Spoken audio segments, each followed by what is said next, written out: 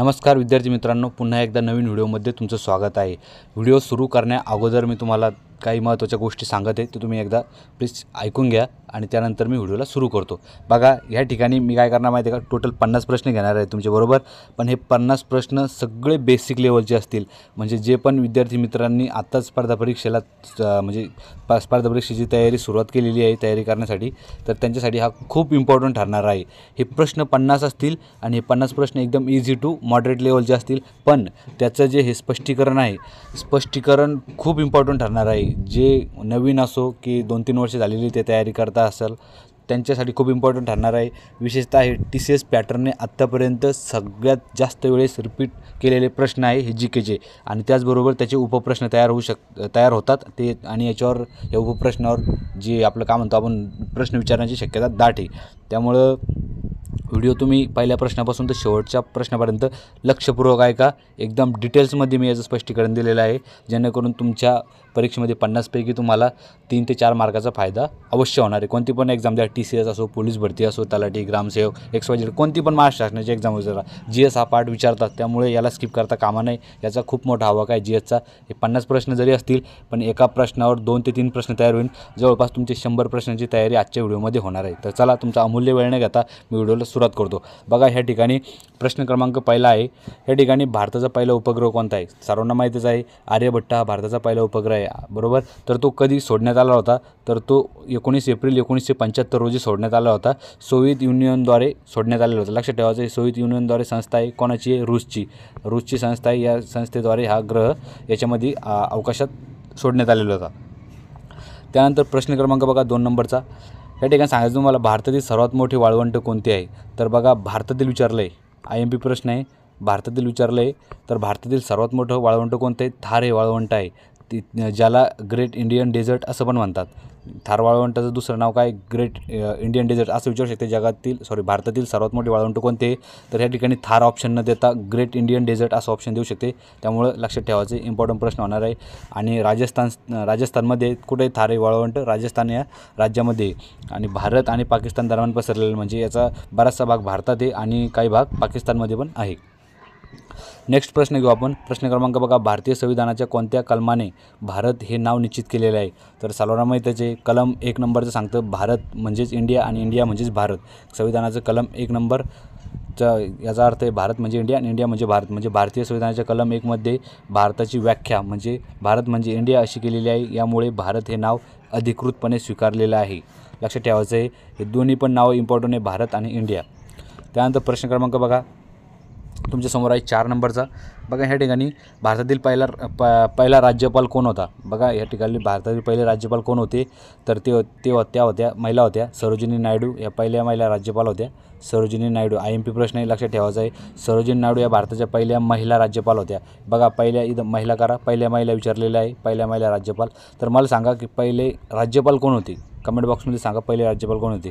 तर त्या उत्तर प्रदेशच्या राज्यपाल होत्या, कोण? सरोजिनी नायडू। लक्षात ठेवायचं आहे, IMP प्रश्न परीक्षेच्या दृष्टीने याच्यावरती प्रश्न येण्याची खूप दाट शक्यता आहे। त्यानंतर प्रश्न क्रमांक बघा नेक्स्ट, संयुक्त राष्ट्र युनियन म्हणजे संयुक्त राष्ट्र संघाची स्थापना कधी झालेली आहे? तर 1945 साली संयुक्त राष्ट्राची स्थापना झालेली आहे, पण कधी? 24 ऑक्टोबर 1945 रोजी संयुक्त राष्ट्राची स्थापना झालेली युनायटेड नेशनची 1945 साली। लक्षात ठेवायचं आहे, दुसऱ्या महायुद्धाचा म्हणजे काय कारण होतं ते स्थापना करण्याचं? तर दुसऱ्या महायुद्धानंतर शांतता प्रस्थापित करण्यासाठी या संयुक्त राष्ट्राची संघाची स्थापना केलेली आहे। तर लक्षात ठेवायचं आहे, 24 ऑक्टोबर हा जो दिवस आहे हा संयुक्त राष्ट्र दिवस म्हणून पण साजरा केला जातो। हे पण प्रश्न बऱ्याच वेळेस परीक्षेत विचारले जातात। नेक्स्ट आहे 6 नंबरचा प्रश्न, भारताची आर्थिक राजधानी कोणत्या शहराला म्हणतात? IMP प्रश्न आहे, भारताची आर्थिक राजधानी कोणती आहे? तर भारताची आर्थिक राजधानी आहे मुंबई। मला सांगा, RBIचं हे आहे तिथं मुख्यालय आहे, त्यामुळे त्याला आर्थिक राजधानी म्हणून संबोधलं जातं। आणि सगळ्यात जास्त जो GDP आहे तो याचा आहे मुंबईचा, हे पण लक्षात ठेवायचं आहे, आर्थिक राजधानी मुंबई आहे। त्यानंतर काय सांगितलं तिथे? भारतीय शेअर बाजार BSE आणि NSE मोठ्या कंपन्यांचे मुख्यालय आहे अनेक विस्तार। तुम्हाला सांगतो मी, शेअर बाजार BSE बॉम्बे स्टॉक एक्सचेंज हे जे शेअर बाजार आहे हा मुंबईमध्ये आहे आणि नॅशनल स्टॉक एक्सचेंज हा पण शेअर बाजार कुठे मुंबईमध्ये आहे। तर BSE कुठे आहे, दलाल रोड आहे, दलाल स्ट्रीट ह्या ठिकाणी शेअर बाजाराचं मुख्यालय आहे। आणि त्याचबरोबर शेअर बाजाराला कंट्रोल करणारी एक संस्था आहे, तिचं नाव सांगायचं मला, संस्था आहे एक शेअर बाजाराला कंट्रोल करणारी, तर ती आहे सेबी नावाची संस्था आहे जी की शेअर मार्केटला नियंत्रण करते। त्याचं लॉंग फॉर्म विचारू शकते, security exchange board of India, लक्षात ठेवायचं आहे। मला सांगा सेबीची स्थापना कधी झालेली आहे, सेबीची स्थापना सांगायची आणि RBIची स्थापना मला कमेंट बॉक्समध्ये सांगायची कधी झालेली आहे। आणि जी RBIची स्थापना आहे ती यंग हिल्टन कमिशनद्वारे झालेली आहे। फक्त मला सांगा कधी झालेली आहे, 1930, 31, 32, 33, 34 यापैकी कोणत्या साली RBIची स्थापना झालेली आहे। त्यानंतर प्रश्न क्रमांक बघा 7 नंबरचा, भारतीय स्वातंत्र्य लढ्यात चले जाव आंदोलन कधी सुरू झाले, म्हणजे चले जाव जे आंदोलन आहे ते 1942 रोजी सुरू झालेले आहे, लक्षात ठेवायचं आहे। महात्मा गांधी यांनी 1942 साली चले जाव म्हणजे क्वाईट इंडिया, विचारू शकते चले जावच्या जी क्वाईट इंडिया आंदोलनाची घोषणा केली। या आंदोलनाचा उद्देश ब्रिटिश सरकारला भारतातून जाण्यास भाग पाडणे हा त्याचा मुख्य उद्देश होता। चले जाव विचारू शकते चले जाव हे आंदोलन कधी सुरू झाले, 1942, लक्षात ठेवायचं एवढंच फक्त। त्यानंतर प्रश्न क्रमांक समोरचा आहे, पृथ्वीच्या सर्वात आतील थराला काय म्हणतात, पृथ्वीचा जो सर्वात आतील थर राहतो त्याला इनर कोअर म्हणतात, काय म्हणतात, इनर कोअर। पर्याय क्रमांक C याचं बरोबर उत्तर आहे। पृथ्वीच्या आतील थर 3 भागात विभागलेले आहे, बघा पृथ्वीचे जे थर आहे ते 3 भागात आहे, बघा हे सर्वात भाग याला काय म्हणतात, इनर कोअर म्हणतात। त्यानंतर याला म्हणतात मेंटल कसं काहीतरी म्हणतात, मेंटल आणि क्रस्ट, आणि याला क्रस्ट म्हणतात। असे 3 भाग आहे, 1, 2, 3 हे तिन्ही भागाचे नाव मी तुम्हाला सांगितलेले आहे आणि तो घन स्वरूपाचा असतो, एवढं लक्षात ठेवा फक्त।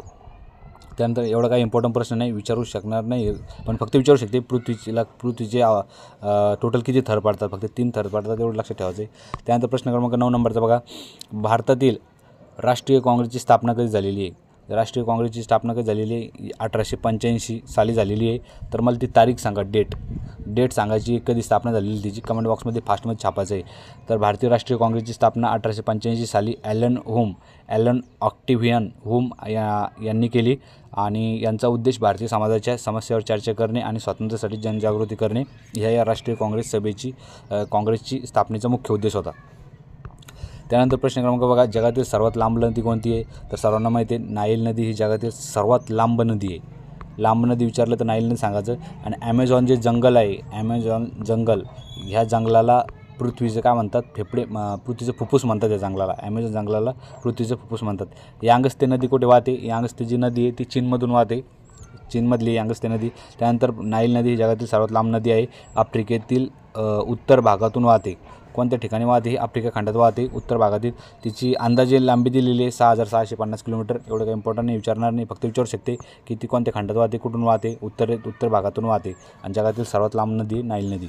आणि ॲमेझॉनचं जे फेफडा आहे म्हणजे पृथ्वीचं फुफ्फुस कोणाला म्हणतात, तर ॲमेझॉन जंगलाला म्हणतात पृथ्वीचं फुफ्फुस। त्यानंतर प्रश्न क्रमांक बघा 11 नंबरचा आहे, भारताचे राष्ट्रगीत कोणत्या भाषेत आहे, IMP प्रश्न आहे, तुम्हाला माहिती आहे भारताचे राष्ट्रगीत किती सेकंदात गायले जाते, 52 सेकंदात गायले जाते आणि ते जे आहे ते रवींद्रनाथ टागोर यांनी लिहिलेले आहे। पण ते कोणत्या भाषेत आहे हे तुम्हाला माहिती आहे का, तर ही इम्पॉर्टंट प्रश्न का होतो की इथं भाषा विचारली त्यामुळं इम्पॉर्टंट होतो। तर ते त्यांनी प्रथम भाषेत लिहिलेलं होतं, बंगाली भाषेत, त्यानंतर त्याचं सगळ्या लँग्वेजमध्ये ट्रान्सलेशन करण्यात आलं। भारताचं राष्ट्रगीत जनगण मन रवींद्रनाथ टागोर यांनी लिहिले असून ते मूळ बंगाली भाषेत आहे, एवढं लक्षात ठेवायचं फक्त। त्यानंतर प्रश्न क्रमांक 12 नंबरचा, भारतीय राज्यघटनेचे शिल्पकार कोण आहेत, तर भारतीय राज्यघटनेचे शिल्पकार सर्वांना माहिती आहे डॉक्टर बाबासाहेब आंबेडकर यांना भारतीय राज्यघटनेचे शिल्पकार असे म्हणतात। आणि त्यांनी जी कलम 32 आहे संविधानामधील, ह्या कलम 32ला घटनेचा आत्मा म्हणून समजलेला आहे, म्हणजे राज्यघटनेचा आत्मा म्हणून कलम 32ला समजलेलं आहे, एवढं सगळं लक्षात ठेवायचं। डॉक्टर बाबासाहेबांनी राज्यघटनेचे शिल्पकार म्हणतात आणि त्यांनी राज्यघटनेचा मसुदा तयार केला होता। आणि त्याचबरोबर त्यांना काय म्हणतात, त्यांना मसुदा समितीचा अध्यक्ष पण, ते मसुदा समितीचे अध्यक्ष म्हणतात, अध्यक्ष होते मसुदा समितीचे, ते पण विचारू शकते। त्यानंतर प्रश्न क्रमांक बघा 13 नंबरचा, भारतीय चलन रुपया कोणत्या वर्षी अधिकृतपणे स्वीकारलेला आला होता, TCSने इम्पॉर्टंट प्रश्न विचारलेला आहे, TCS मार्क करा, स्टार करायला। तर 1949 रोजी भारतीय रुपया जो आहे तो भारतीय चलनमधला जो रुपया आहे तो अधिकृतपणे स्वीकारला होता 1949 रोजी। तर भारतीय रुपयाला 15 ऑगस्ट 1947 रोजी स्वतंत्र भारताचं अधिकृत चलन म्हणजे रुपया, आपलं जे भारताचं चलन आहे त्याला आपलं चलन म्हणून स्वीकारलं, जसं की अमेरिकेचं डॉलर आहे, रशियाचं रुबल आहे, त्याचप्रमाणे भारताचं काय रुपया आहे. श्रीलंकाचं कोणतं चलन आहे मला कमेंट बॉक्समध्ये सांगायचं आहे. स्वीकारण्यात आलं होतं, मात्र 1949मध्ये रुपयावर भारतीय सरकारचा अधिकार पूर्णपणे आला होता.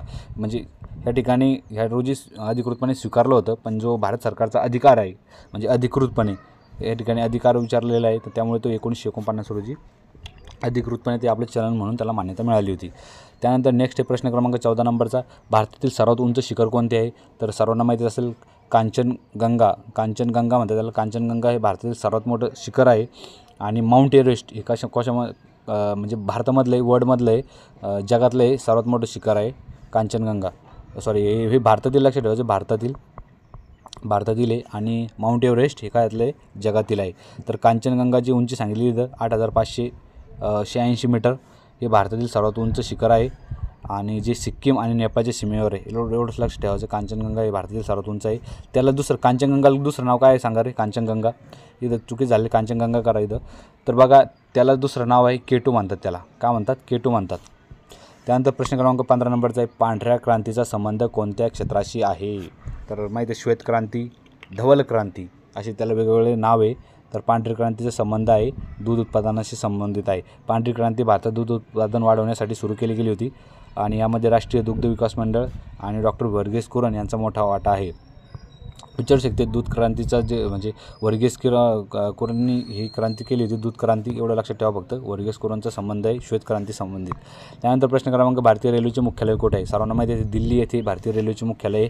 आणि मुंबईमध्ये 2 मुख्यालय बघा, 2 रेल्वेचे, एक वेस्टर्न रेल्वे आहे आणि एक सेंट्रल रेल्वेचं मुख्यालय आहे. कुठं? मुंबईमध्ये आहे, लक्षात ठेवायचं आहे. सेंट्रल रेल्वेचं आहे आय थिंक चर्चगेटला आहे. आणि वेस्टर्न रेल्वेचं सांगायचं मला कुठे वेस्टर्न रेल्वेचं मुख्यालय. त्यानंतर भारतीय रेल्वेचे मुख्यालय नवी दिल्ली येथे आहे. आणि रेल्वे भारतीय टोटल मला सांगा भारतीय रेल्वेचे जे झोन आहे, भारतीय रेल्वेत किती झोन आहे, प्रेझेंट टाईम किती झोन आहे, टोटल झोन सांगायचे. ऑप्शन देतो तुम्ही 18, 19, 17, 16. मला कमेंट बॉक्समध्ये सांगायचं आहे किती झोन आहे भारतीय रेल्वेचे टोटल. त्यानंतर प्रश्न क्रमांक बघा, संयुक्त राष्ट्राचा मानवाधिकार दिवस म्हणून केव्हा साजरा केला जातो. तर 10 डिसेंबर हा संयुक्त राष्ट्राअंतर्गत हा दिवस साजरा केला जातो. राष्ट्राचा मानव अधिकार दिवस हे 10 डिसेंबर, लक्ष ठेवायचं आहे. 15 जानेवारी काय आहे रे, 15 जानेवारी हे काय आर्मी डे बरोबर, आर्मी डे लक्ष ठेवायचं आहे 15 जानेवारी. 24 ऑक्टोबरला काय आहे रे, 24 ऑक्टोबरला सांगितलं मी तुम्हाला युनायटेड नेशनचा संयुक्त राष्ट्राचा दिवस आहे. आणि 21 जूनला काय रे, 21 जूनला आहे योगा डे. कोणते? योगा डे. बघा सगळे ऑप्शनचे उत्तर मी तुम्हाला याच ठिकाणी सांगत आहे. तर बघा 10 डिसेंबर 1948 रोजी संयुक्त राष्ट्रसंघाने मानव अधिकारांसाठी सार्वत्रिक घोषणा केली होती. तेव्हापासून हा दिवस मानव अधिकार दिवस म्हणून साजरा केला जातो. कधीपासून? डिसेंबर 1948 पासून मानव अधिकार दिवस साजरा केला जातो. त्यानंतर बघा रे प्रश्न क्रमांक समजतो मित्रांनो. बघा ह्या ठिकाणी भारतीय संसद कोणत्या 2 सभागृहापासून बनलेली आहे. आता कोणते प्रश्न आहे, हा आहे राज्यघटनेचा पॉलिटीचा प्रश्न आहे. इंडियन पॉलिटी खूप इम्पॉर्टंट आहे. इंडियन पॉलिटीवर बऱ्याच वेळेस प्रश्न विचारण्यात येतात, म्हणजे प्रत्येक एक्झाममध्ये प्रश्न राहतात. तर बघा संसद ही राज्यसभा आणि लोकसभा ह्या दोघांची मिळून काय बनते, संसद बनते. लक्षात ठेवायचं आहे कोण, राज्यसभा आणि लोकसभा. तर मला सांगा राज्यसभाचा पदेन सभापती कोण असतो. तर जो उपराष्ट्रपती राहतो भारताचा तो राज्यसभेचा पदेन सभापती राहतो, एवढं लक्षात ठेवा. भारतीय संसद 2 सभागृहापासून बनलेली आहे. बघा हे वरिष्ठ सभागृह विचारलं तर राज्यसभा सांगायचं आणि कनिष्ठ विचारलं तर लोकसभा सांगायचं. तसंच मला सांगा राज्यामधलं कनिष्ठ कनिष्ठ असते विधानसभा कनिष्ठ असते आणि विधान परिषदची काय राहते, वरिष्ठ राहते. लक्षात ठेवायचं आहे. IMP प्रश्न आहे दोन्ही पण. त्यानंतर प्रश्न क्रमांक 19 नंबरचा आहे, गांधीजींनी दांडी यात्रा कधी केली होती. दांडी यात्रा तर 1930मध्ये गांधीजींनी दांडी यात्रा केली होती. तर महात्मा गांधींनी 12 मार्च 1930 रोजी दांडी यात्रेची सुरुवात केली होती. या यात्रेचा उद्देश ब्रिटिशांच्या मीठ कराच्या विरोधात होता, म्हणजे जो मिठावरती कर लादण्यात आला होता त्याच्या विरोधात ही दांडी यात्रा म्हणजे महात्मा गांधींनी काढली होती. तर मला सांगा कुठून निघली होती. ती निघली होती साबरमती. काय बघू तुमचा अभ्यास किती आता आज तुम्ही म्हणता ना प्रश्न सोपे. साबरमती ते दांडी. काय साबरमती ते दांडी. तर मला सांगा साबरमती ते दांडी हे अंतर किती किलोमीटर आहे. फास्टमध्ये सांगायचं आहे. साबरमती ते दांडी टोटल किती किलोमीटर अंतर आहे मला सांगायचं आहे. सुरुवातीतून साबरमती येऊन झाली आणि दांडी या ठिकाणी जाऊन त्यांनी मीठ उचलून समुद्रकिनारी मीठ उचलून त्या मिठाच्या कराच्या विरोधात आंदोलन तिथं छेडलं होतं. तर 12 मार्च तारीख लक्षात ठेवा. ते निघली होती बघा, ते साबरमतीहून निघली होती 6 मार्चला. 6 मार्चला या ठिकाणून निघले 6 मार्च 1930ला आणि ते पोहोचले कधी होते 12 मार्च 1930ला. काय 12 मार्च 1930ला निघले. असं टोटल त्यांनी 6-7 दिवसाचा प्रवास केला होता. तर तो किती किलोमीटर प्रवास केला होता महात्मा गांधींनी कमेंट बॉक्समध्ये फटाकन छापा जाईल. बघा या ठिकाणी जगातील सर्वात मोठा असा महासागर कोणता आहे? तर सर्वांना माहिती आहे प्रशांत महासागर. प्रशांत महासागर हा जगातील सर्वात मोठा महासागर आहे. तर विचारू शकते प्रशांत महासागरचा आकार कसा आहे? तर एस टाईप आकार आहे प्रशांत महासागराचा. हा जगातील सर्वात मोठा महासागर आहे. याचे विस्तार अंदाजे 63.8 दशलक्ष चौरस मैल एवढे. हे काही इम्पॉर्टंट नाही आपल्यासाठी एवढं, फक्त लक्षात ठेवा सगळ्यात मोठा महासागर आहे प्रशांत महासागर आणि त्याचा आकार लक्षात ठेवा. आणि या ठिकाणी विचारलेले भारतीय रेल्वेची स्थापना कधी झालेली आहे? तर 16 एप्रिल. सगळ्यांना माहीतच आहे 16 एप्रिल. किती? 16 एप्रिल 1853 रोजी भारतीय रेल्वेची स्थापना झालेली आहे. तर कुठून कुठं धावली ती रेल्वे? तर ती मुंबई ते ठाणे या दरम्यान धावली होती. मुंबईमधलं जे बोरीबंदर ठिकाणे आणि ठाणे या ठिकाणी ती धावली होती. पहिली रेल्वे गाडी होती 16 एप्रिल 1853 रोजी सुरू झाली होती मुंबई ते पोरबंदर. आता सहसा तारीख तर नाही विचारत पेपरला, पण कुठून कुठे धावली होती विचारते, कारण की कसं आहे दिवसेंदिवस एक्झामची लेवल कशी डिफिकल्ट होत चालली. परीक्षा म्हणजे जे एक्झामनर आहे तो क्वेश्चन काढताना थोडं डीपली क्वेश्चन काढतो आणि सहसा मुद्द्याला धरूनच प्रश्न राहतो. जसं की भारतीय रेल्वे पहिली कधी सुरुवात झाली 16 एप्रिल 1853 रोजी. पण तो प्रश्न विचारणार कुठून कुठे धावली होती. तर ऑप्शनमध्ये मुंबई न देता बोरीबंदर ते ठाणे असं ऑप्शनमध्ये येऊ शकतात. त्यानंतर भारताची पहिली महिला पंतप्रधान कोण होत्या? तर सर्वांना माहिती आहे इंदिरा गांधी यांनी गरिबी हटावचा नारा दिला होता. गरिबी हटाव नारा दिला होता इंदिरा गांधींनी, हे पण लक्षात ठेवायचं आहे. आणि त्यांच्या इंदिरा गांधी होती त्यावेळेस जे युद्ध वगैरे झाले त्यावेळेस त्यांच्या काळात पण राष्ट्रपती शासन लागलं होतं भारतामध्ये, हे पण लक्षात ठेवायचं आहे. इंदिरा गांधी या भारताच्या पहिल्या महिला पंतप्रधान होत्या. त्यांचा कार्यकाळ लक्षात ठेवा फक्त. स्टार्टिंगला जाऊ झाले ते 1966 ते 1977 किती 10 वर्ष. त्यानंतर 1980 ते 1984 या दरम्यान पुन्हा एकदा त्या पंतप्रधान झाल्या होत्या आणि ह्याच टायमाला त्यांचं निधन झालेलं होतं, एवढं लक्षात ठेवायचं आहे. त्यानंतर बघा सौरमालेतील सर्वात लहान ग्रह कोणता? तर बघा सौरमालेतील सर्वात लहान ग्रह कोणता आहे? बुध आहे. विचारू शकते सूर्याला सूर्याजवळचा सर्वात जवळचा ग्रह कोणता आहे? बुध आहे. बरोबर, सर्वात जवळचा ग्रह बुध आहे, लक्षात ठेवायचं आहे. त्यानंतर पृथ्वीला सर्वात जवळचा ग्रह कोणता आहे? शुक्र. कोणता आहे? शुक्र. ते म्हणजे शुक्र पृथ्वीचा तारा पण म्हणतात त्याला. त्यानंतर प्रश्न क्रमांक बघा, मला एवढं सांगा सर्वात दूरचा ग्रह कोणता आहे पृथ्वीला? तर तो नेपच्यून आहे. नेपच्यून आहे सर्वात दूरचा ग्रह. त्यानंतर या ठिकाणी 24 नंबरचा प्रश्न आहे. बघा ह्या ठिकाणी 24 नंबरच्या प्रश्नामध्ये काय सांगितलेलं आहे? भारताच्या राष्ट्रपतीची निवडणूक कोणत्या पद्धतीने होती? तर बघा अप्रत्यक्ष मतदान पद्धत. अप्रत्यक्ष मतदान पद्धतीने निवडणूक होती कोणाची? राष्ट्रपतीची. एवढं लक्षात ठेवा. अप्रत्यक्ष मतदान पद्धती राष्ट्रपतीची निवडणूक अप्रत्यक्ष मतदान पद्धतीने केली जाते, ज्याच्यामध्ये सदस्य राज्यसभा लोकसभा आणि सर्व विधानसभा सदस्य सहभागी होतात. तर विचारू शकते राष्ट्रपतीच्या निवडणुकीत कोण कोण सहभागी होतात? तर राज्यसभा, बरोबर, राज्यसभा, त्यानंतर लोकसभा, त्यानंतर विधानसभा. त्यानंतर विधानसभा म्हणजे सगळे हे तिन्ही सभागृहाचे जे सदस्य राहते हे सगळे या ठिकाणी सहभागी होतात आणि त्या ठिकाणी वोटिंग करतात. लक्षात ठेवायचं राज्यसभा आणि लोकसभा. तुम्हाला सांगितलं मी संसद कोणाकोणाची मिळून बनते? राज्यसभा आणि लोकसभेची मिळून संसद मिळते. आणि फक्त त्यात काय ॲड करा? विधानसभा. बस झालं.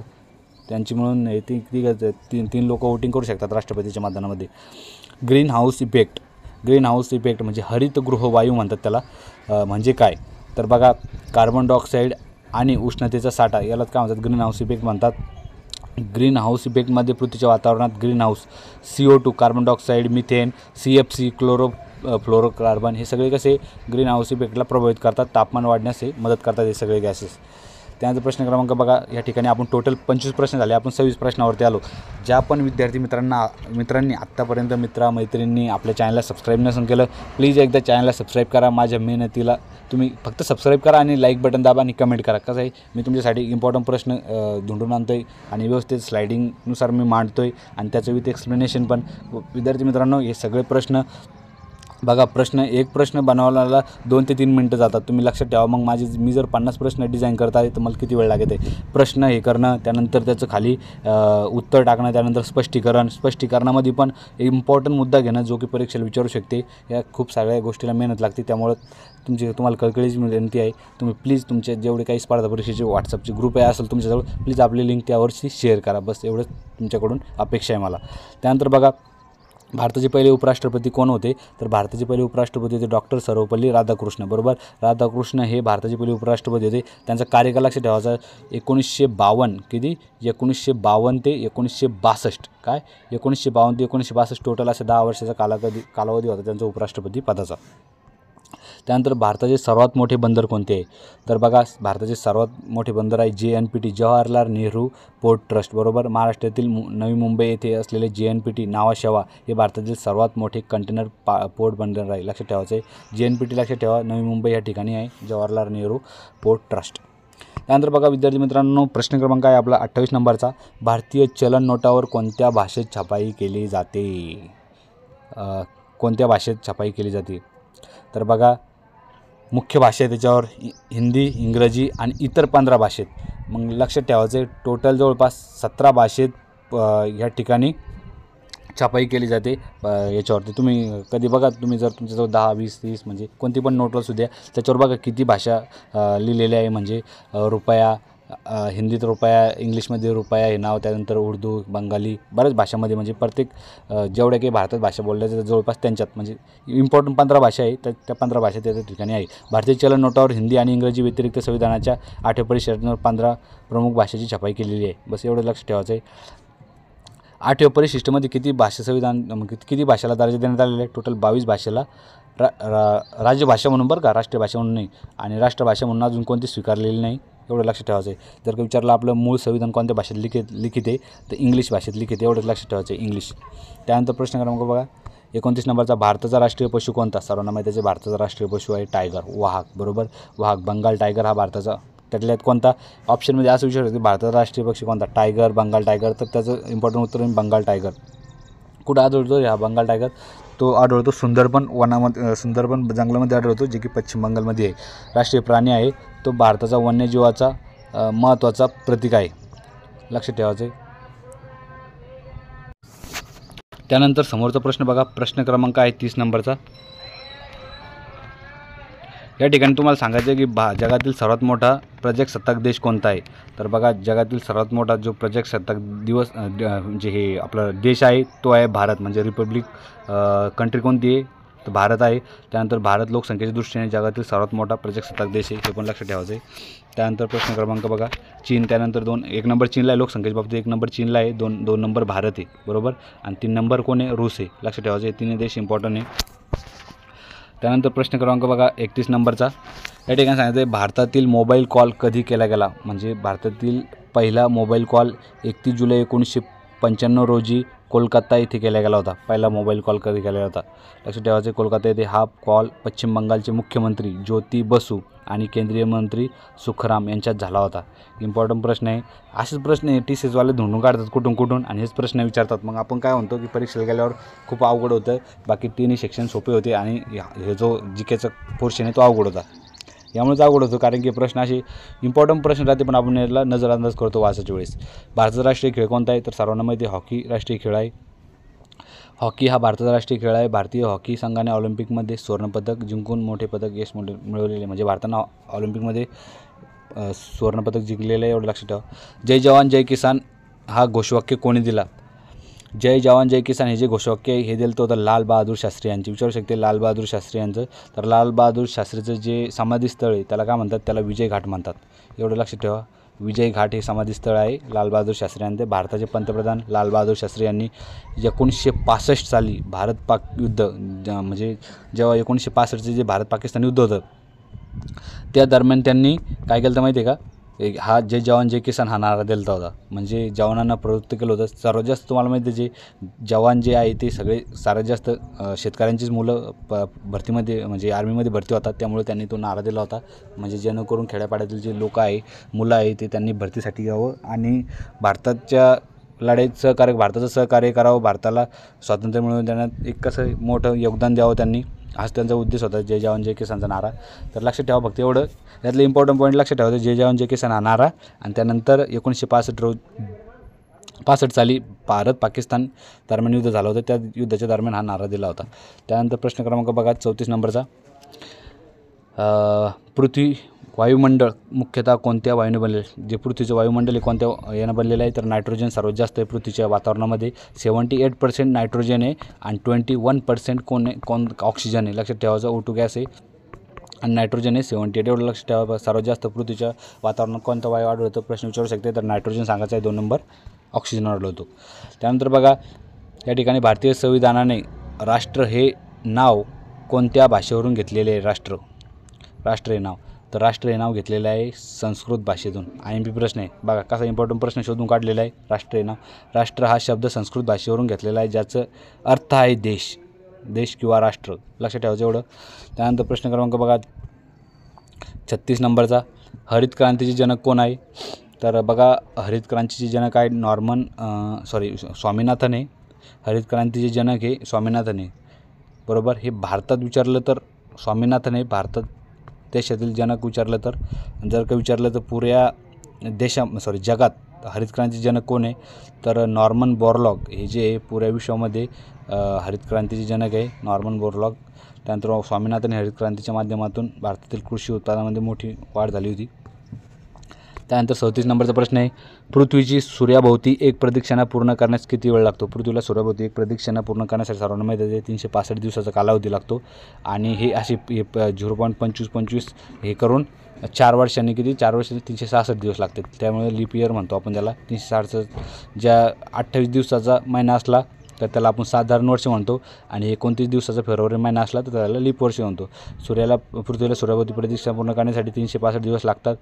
त्यामुळे दर 4थ्या वर्षी 1 दिवस वाढून लीप वर्ष तयार होते. म्हणजेच काय फेब्रुवारी महिना जो आहे तो 29 तयार होतो. त्यानंतर बघा प्रश्न क्रमांक आहे समोरचा 38 नंबरचा भारताचा फुलपाखरू कोणते आहे तर भारताची फुलपाखरू आहे टायगर स्वेलोटेल. कोणते भारताचं फुलपाखरू टायगर स्वेलोटेल हे आहे. टायगर स्वेलोटेल हे भारताचे राष्ट्रीय फुलपाखरू आहे. त्या रंग आणि डिझाईन त्याला विशेष बनवतात. त्याचा जो रंग आहे आणि त्याच्यावरची डिझाईन आहे त्यामुळे त्याला एक विशेष प्रकारचा दर्जा प्राप्त होईल. त्यामुळे त्याला भारताचं राष्ट्रीय फुलपाखरू म्हणून घोषित करण्यात आलेले आहे. त्यानंतर बघा प्रश्न क्रमांक बघा जगातील पहिली विद्युत बल्ब शोधणारा हे कोण आहे व्यक्ती कोण आहे वैज्ञानिक कोण आहे तर थॉमस अल्वा एडिसन सर्वांना माहीतच आहे. त्यांनी दिव्याचा शोध लावला होता लाईटचा शोध लावला होता. तर तो कधी लावला होता तर त्यांनी 1879 मध्ये त्यांनी यशस्वीरित्या विद्युत बल्बचा शोध लावला होता.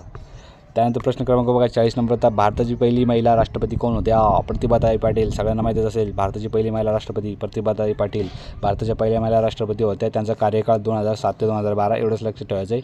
2007 पासून 2012 एकदाच म्हणजे 5 वर्षाचा कार्यकाळ होता त्यांचा राष्ट्रपती पदाचा. त्यानंतर बघा भारतातील सर्वात प्रदूषित नदी कोणती आहे तर भारतातील सर्वात प्रदूषित नदी आहे ती आहे यमुना बरोबर. मला सांगा अयोध्या कोणत्या नदीच्या काठी आहे. खतरनाक प्रश्न आहे की नाही. अयोध्या कोणत्या नदीच्या काठी आहे. अयोध्या कोणत्या नदीच्या काठी आहे तर अयोध्या आहे शरयू नदीच्या काठी आहे. पण मग मला सांगा यमुना नदीच्या काठी कोणते शहर आहे जसं की नाशिक हे शहर गोदावरी नदीच्या काठी आहे. त्याचप्रमाणे मला सांगा अयोध्या शरयूच्या काठी आहे तर यमुना हे शहर कोणत्या म्हणजे यमुना नदीकाठी कोणतं शहर आहे बस एवढं सांगा. त्यानंतर भारताचा राष्ट्रीय पक्षी कोणता आहे तर भारताचा राष्ट्रीय पक्षी आहे मोर. एवढं लक्षात ठेवा मोर पिकॉक सौंदर्यपूर्ण आणि पिसांमुळे ओळखला जातो बस. त्यानंतर प्रश्न क्रमांक बघा पृथ्वीवर सर्वात जास्त कोणत्या प्रकारात साठवलेले आहे. पृथ्वीवर समुद्र सर्वात जास्त पाणी विचारलेले आहे. पृथ्वीवर जे सर्वात जास्त पाणी आहे ते कोणत्या प्रकारात साठवलेले आहे. नदीत आहे तलावात आहे समुद्रात आहे काही हिमनदी येते तर समुद्रात आहे. सर्वात जास्त 97% पाणी समुद्रात आहे. पण एवढं आपल्या पिण्यायोग्य पाणी नाही आहे समुद्रातलं त्यामुळे काहीतरी 4% समथिंग आहे पाणी फक्त पिण्यायोग्य आहे पृथ्वी तलावावरलं. एवढं काही इम्पॉर्टंट नाही प्रश्न लक्षात ठेवू नका फक्त. त्यानंतर बघा या ठिकाणी प्रश्न क्रमांक 44 नंबरचा भारतातील पहिल्या उपग्रहाचे नाव कोणत्या वैज्ञानिकच्या नावावर ठेवण्यात आली होती तर सर्वांना माहिती आहे आर्यभट्ट जो वैज्ञानिक होता 19 एप्रिल तारीख सांगली होती 19 एप्रिल 1975 रोजी आर्यभट्ट सोडण्यात आलेला होता. आर्यभट्ट नावाचा उपग्रह प्रक्षेपित करण्यात आला होता आणि जे आर्यभट्ट होते त्यांच्या नावावर हे नाव देण्यात आलं होतं. महान खगोलशास्त्रज्ञ होते ते आर्यभट्ट. 45 नंबरचा प्रश्न बघा या ठिकाणी थोडा जोश कमी होत आहे शेवटचा वेळ आहे त्यामुळे तुम्ही व्हिडिओला स्किप करू नका. 5च प्रश्न राहिले एकदम स्पीडमध्ये घेण्याचा प्रयत्न करतो. भारतातील सर्वात उंच धबधबा कोणता आहे तर बघा भारतातील सर्वाधिक उंच विचारलेला आहे. सर्वाधिक उंच धबधबा कुंचिकल हा धबधबा आहे सर्वात उंच जो की कर्नाटक राज्यात आहे आणि त्याची जी उंची आहे ती 455 मीटर आहे. त्यानंतर प्रश्न क्रमांक बघा नेक्स्ट आहे 46 नंबरचा भारतीय संविधानाने किती मूलभूत हक्क प्रदान केलेले आहे? सर्वांना माहिती आहे भारतीय संविधानाने 6 प्रकारचे मूलभूत हक्क प्रदान केलेले आहे. 1 नंबरचा आहे समतेचा हक्क आहे. 2 नंबरचा आहे स्वातंत्र्याचा हक्क. 3 नंबर शोषणाविरुद्धचा हक्क. 4 नंबर धर्म स्वातंत्र्याचा हक्क. 5 नंबर आहे सांस्कृतिक आणि शिक्षण घेण्याचा हक्क. आणि 6 नंबरचा जो आहे आपला हक्क आहे घटनात्मक उपाययोजनांचा हक्क. लक्षात ठेवायचं आहे भारतीय संविधानाने मूलभूत हक्क आपल्याला 6 प्रदान केलेले आहे. समानतेचा हक्क, स्वातंत्र्याचा, शोषणाविरुद्धचा हक्क, धर्म स्वातंत्र्याचा, सांस्कृतिक आणि शैक्षणिक आणि घटनात्मक उपाययोजनाचा हक्क. घटनात्मक उपाययोजनाचा हक्क असा आहे की कलम 32 नुसार आपण डायरेक्टली सर्वोच्च न्यायालयामध्ये सुप्रीम कोर्टामध्ये दाद मागू शकतो एखाद्या निर्णयाविषयी. त्यानंतर बघा प्रश्न क्रमांक आहे 47 नंबरचा. भारताचे सर्वोच्च न्यायालय सुप्रीम कोर्ट कोणत्या शहरात आहे? तर सर्वांना माहिती आहे दिल्ली या शहरात आहे सुप्रीम कोर्टची. तर मला सांगा भारतीय सर्वोच्च न्यायालय सुप्रीम कोर्टची स्थापना कोणत्या कलमानुसार झालेली आहे? कोणत्या कलमानुसार झाली कमेंट बॉक्समध्ये सांगतं आहे. भारताचे सर्वोच्च न्यायालय नवी दिल्ली येथे स्थित आहे. सर्वांना माहिती आहे देशाचे सर्वोच्च न्यायिक न्यायालय आहे. त्यानंतर जगातील सर्वात मोठा वाळवंट कोणता आहे? तर बघा जगातील सर्वात मोठा वाळवंट आहे आर्कटिक तर नाही, गोबी हा वाळवंट आहे. हे ऑप्शन चुकलेलं आहे. गोबी हा वाळवंट आहे सर्वाधिक मोठा. लक्षात ठेवायचं. बरं तो कुठे? थारा राजस्थानमध्ये, राजस्थान पाकिस्तानच्या म्हणजे भारतातील मोठा आहे. आणि बहुतेक सहारा आहे का गोबी आहे मला कन्फ्युजन आहे. मला कमेंट बॉक्समध्ये या प्रश्नाचं उत्तर सांगा तुम्ही. आर्कटिक वाळवंट बर्फाच्या अधिक पसरलेल्या अल्प पर्जन्यामुळे वाळवंट म्हणतात. बरं ठीक आहे. मला या प्रश्नाचं उत्तर तुम्ही कमेंट बॉक्समध्ये सांगायचं काय असू शकतं. थोडं मला कन्फ्युजन नाही त्यामुळे मी याचं राईट उत्तर सांगू शकत नाही तुम्हाला. त्यानंतर 49 नंबरचा प्रश्न आहे भारताच्या स्वातंत्र्य लढ्यात होमरूल चळवळ कोणत्या वर्षी सुरू झाली? 1916 रोजी होमरूल चळवळ सुरू केली होती. ती कोणी केली होती? Annie Besant. होमरूल चळवळ 1916 सुरू केली. लोकमान्य टिळक आणि ॲनी बेझंट यांनी ही चळवळ सुरू केली होती ज्याचा उद्देश भारतासाठी स्वातंत्र्य म्हणजे स्वराज्य मिळवणे हा त्याचा मुख्य उद्देश होता. त्यानंतर शेवटचा प्रश्न आहे प्रश्न क्रमांक बघा 50 नंबरचा आहे भारतीय तिरंगा ध्वजाची डिझाईन आहे ती कोणी तयार केलं होतं? तर पिंगली व्यंकय्या यांनी हे भारतीय ध्वजाचं डिझाईन तयार केलं होतं. भारतीय तिरंग्याच्या डिझाईनचं पिंगली व्यंकय्या यांनी तयार केलं. त्यात केशरी, पांढऱ्या आणि हिरव्या रंगासह एक अशोक चक्र आहे. तर मला सांगा जी अशोक चक्र आहे त्यात किती टोटल असे आरे आहे सांगायचे आहे मला. तर त्यात टोटल किती 24 आरे आहे अशोक चक्राच्या. लक्षात ठेवायचे ते काय दर्शवतं आहे? ते 24 हवर्सला दर्शवतं आहे. 24 हवर्स लक्षात ठेवायचं आहे. विचारू शकते.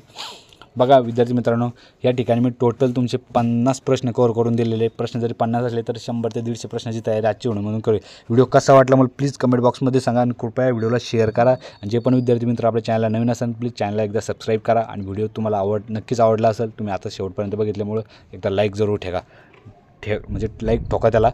आणि भेटूया नंतरच्या व्हिडिओमध्ये. तोपर्यंत चांगला अभ्यास करा. प्रश्नाचं परत एकदा रिव्हिजन करा. आणि विशेष म्हणजे या प्रश्नाची मी PDF देण्याचा प्रयत्न करतो टेलिग्राम चॅनलला. आणि तिथून तुम्ही टेलिग्राम चॅनल जॉईन करा. तुम्ही जॉईन केल्यानंतर तुम्हाला तिथे तो PDF भेटून जाईल. धन्यवाद विद्यार्थी मित्रांनो व्हिडिओ शेवटपर्यंत बघितल्याबद्दल. जय हिंद जय महाराष्ट्र.